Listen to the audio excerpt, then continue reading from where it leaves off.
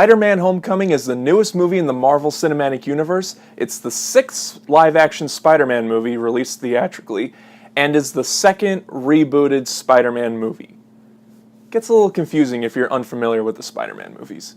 We follow Peter Parker in this movie after the events of Civil War, and the main thing on his mind while going through his high school life is when are the Avengers going to call him for another mission. And when he finds out what the Vulture is up to later in the movie, Spider-Man thinks that this is the perfect opportunity to show Tony Stark that he's ready to be an Avenger. Spider-Man has been a part of my life since I was 7 years old, ever since my aunt took me and my sister to see the first Spider-Man back in 2002, and then my mom took us to see the second one in 2004, and so on and so forth. But I was very careful going into this movie because I didn't really care that much about the Amazing Spider-Man movies. I do have them on Blu-ray, but they're not really as good as the original 3 movies. And I already liked what Tom Holland did in Civil War, so I already knew we were going to get a really good Spider-Man actor. But like I said, I was just careful going into it because I don't want to fanboy too much about it and have the movie be another complete disaster. But Marvel Studios did it again. This is a fantastic Spider-Man movie. This is probably the best Spider-Man movie, in my opinion, that we've gotten since 2004. What I like about this Spider-Man movie over all the other ones is that this one is a high school movie. We follow Peter all throughout high school. He's crushing on a girl, he's worrying about the homecoming dance, and on top of that, of course, he's Spider-Man. He has to worry about the Vulture to please Mr. Tony Stark. So there's a lot of weight on Peter's shoulders throughout the entire movie.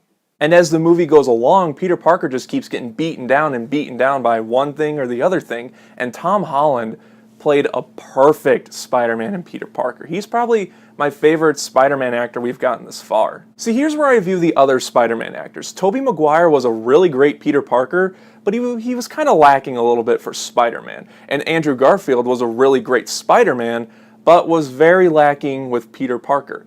Here with Tom Holland, he did everything right. He was a great Peter Parker. He was the right type of nerdiness without being the over-the-top, in-your-face nerdiness.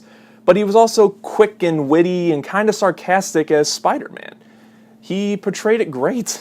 And Michael Keaton was great as the Vulture. Something that struck me about him is that you understand why he's doing the things he's doing and where he's coming from. And those are the best kind of villains, when you understand their motivation.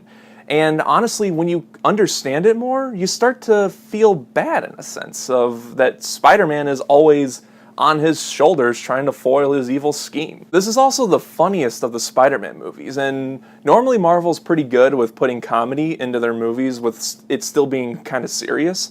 But sometimes, of course, you got to be careful with how much comedy you mix in with a serious type of action movie.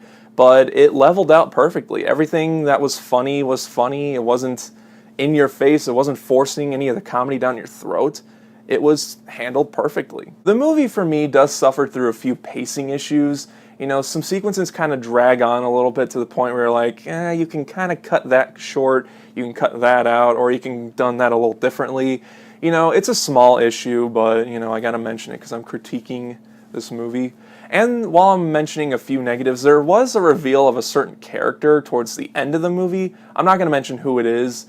It felt very much out of left field and kind of unnecessary. If they would have left that character how they were throughout the whole movie and just taken that whole reveal out completely, it would have been fine. You know, that reveal just, I saw it and I was just like, really? They're doing that? Okay, yeah, I guess I'll roll with it.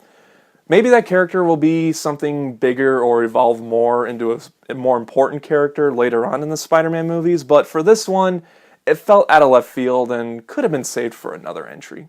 Also, the score for the movie was very forgettable. It can never match up to the ones for the original movies, the one that Danny Elfman did.